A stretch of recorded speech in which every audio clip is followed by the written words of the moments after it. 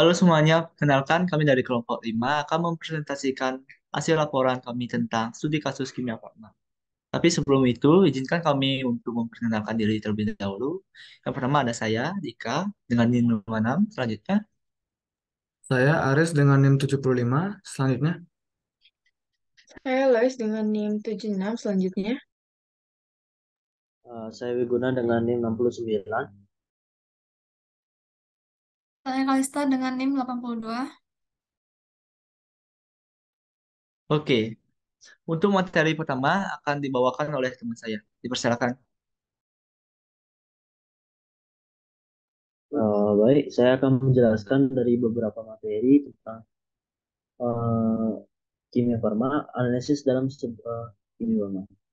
Sering terjadi kemajuan dan teknologi yang meningkatkan kebutuhan masyarakat untuk berbelanja dan mencari informasi melalui internet. Keberadaan sistem website telah menjadi semakin penting. Salah satu situs besar yang memiliki peran penting dalam kegiatan bisnis dan pelayanan kegiatan pelanggan adalah sistem kimia farma. Namun, meskipun pentingnya keberadaan sistem besar ini, terdapat beberapa masalah teknis yang dihadapi oleh situs kimia farma.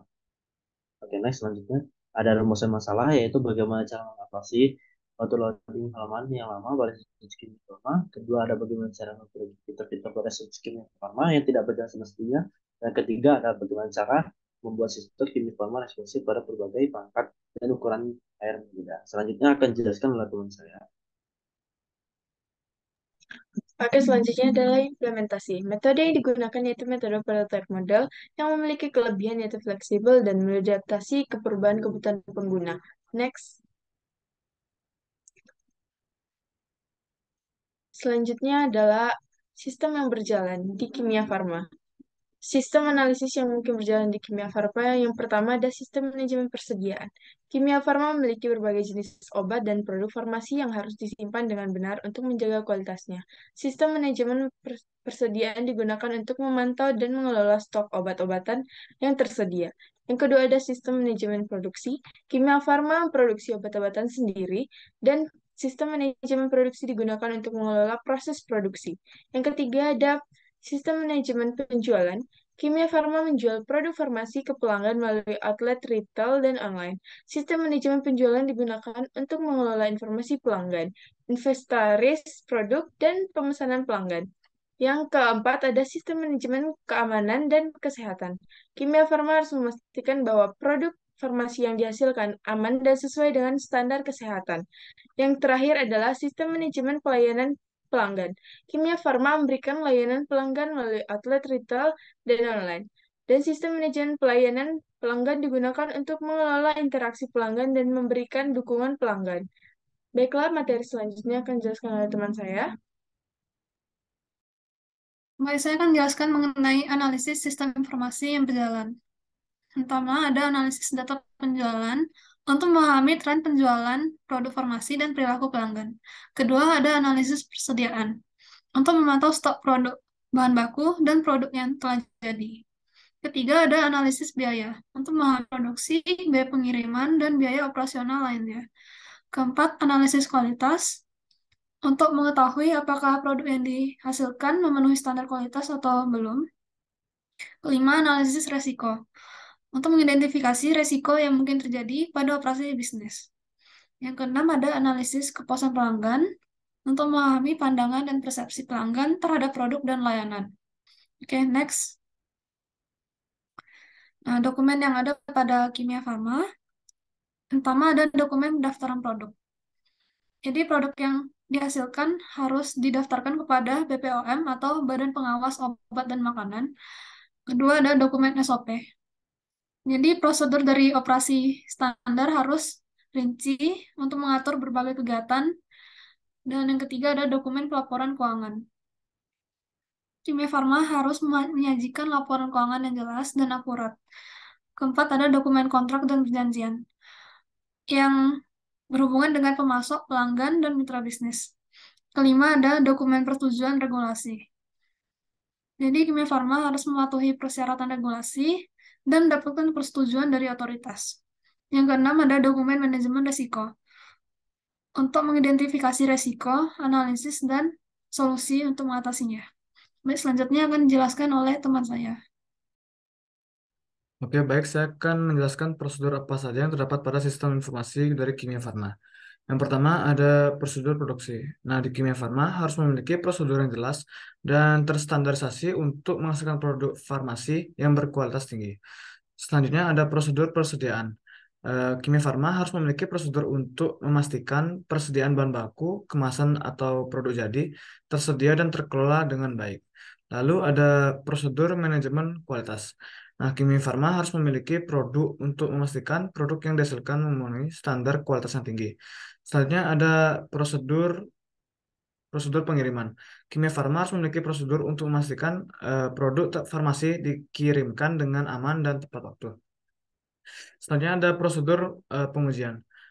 Kimia farma harus memiliki prosedur untuk menguji kualitas produk dan memastikan keamanannya. Lalu yang terakhir ada prosedur manajemen risiko, di mana kimia farma harus memiliki prosedur untuk mengidentifikasi, mengevaluasi, dan mengelola risiko yang terkait dengan operasi bisnisnya. Baik, selanjutnya eh, merupakan analisis dari BPMN yang kita dapat bagi menjadi tiga, yakni dari pengguna, kasir, dan kimia farma.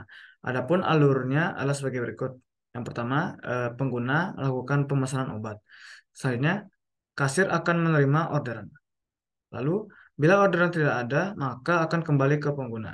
Namun jika ada, maka orderan akan divalidasi oleh sistem.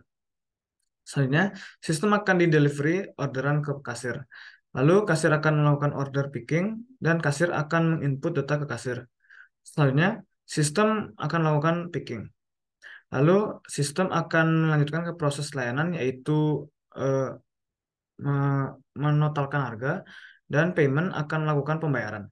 Lalu payment akan memberikan hasil transaksi dan bila transaksi gagal, maka akan kembali ke proses pembayaran. Namun jika pembayaran berhasil, maka transaksi dinyatakan berhasil. Selanjutnya, sistem akan melanjutkan ke proses layanan, lalu kasir akan menerima bayaran dan kasir akan membuat sebuah histori transaksi dan terakhir pengguna akan menerima barang tersebut. Oke, materi berikutnya akan dijelaskan oleh teman saya. Baik, di sini saya akan menjelaskan tentang kebutuhan fungsional pada sistem informasi kimia farma. Yang pertama ada sistem manajemen produksi yang terintegritas. Di mana kimia farma membutuhkan sistem manajemen produksi yang terintegritas untuk memastikan efisiensi produk, penilaian kualitas yang ketat, serta pengolahan persediaan yang efektif. Selanjutnya ada pengembangan produk baru. Kimia farma membutuhkan kemampuan untuk mengembangkan produk baru secara terus-menerus agar dapat mengikuti perkembangan pasar dan meningkatkan daya saing perusahaan. Selanjutnya ada sistem informasi manajemen. Kimia farma membutuhkan sistem informasi manajemen yang dapat menyediakan informasi yang akurat, terkini, dan lengkap tentang seluruh aspek operasional perusahaan, termasuk produksi, pemasaran, keuangan, dan sumber daya manusia. Selanjutnya ada pengendalian kualitas, di mana kimia farma membutuhkan sistem pengendalian kualitas yang ketat untuk memastikan produk yang dihasilkan berkualitas tinggi dan memenuhi standar keamanan yang ditetapkan. Dan terakhir ada sistem distribusi yang efektif, di mana kimia farma membutuhkan sistem distribusi yang efektif untuk memastikan produk dapat didistribusikan ke seluruh wilayah Indonesia secara tepat waktu dan efisien. Oke, selanjutnya. Next, week. Kebutuhan non-fungsional pada sistem informasi kimia farma. Yang pertama ada keamanan, di mana kimia farma harus memastikan bahwa seluruh sistem dan data yang digunakan aman dari serangan dan pencurian data. Selanjutnya adalah ketersediaan, di mana kimia farma harus memastikan bahwa sistem selalu tersedia dan berjalan dengan baik untuk mendukung operasi perusahaan. Selanjutnya ada skalabilitas, di mana kimia farma harus memastikan bahwa sistem dapat dengan mudah ditingkatkan sesuai dengan kebutuhan bisnis yang berkembang. Selanjutnya ada performa, di mana kimia farma harus memastikan bahwa sistem berjalan dengan kinerja yang optimal dan dapat menangani volume data yang besar. Dan yang terakhir ada kepatuhan, yaitu kimia farma harus memastikan bahwa seluruh operasional perusahaan berjalan sesuai dengan aturan dan regulasi yang berlaku di Indonesia. Baik, sekian presentasi dari kami. Mohon maaf apabila ada kesalahan yang disengaja maupun tidak disengaja. Sekian, terima kasih.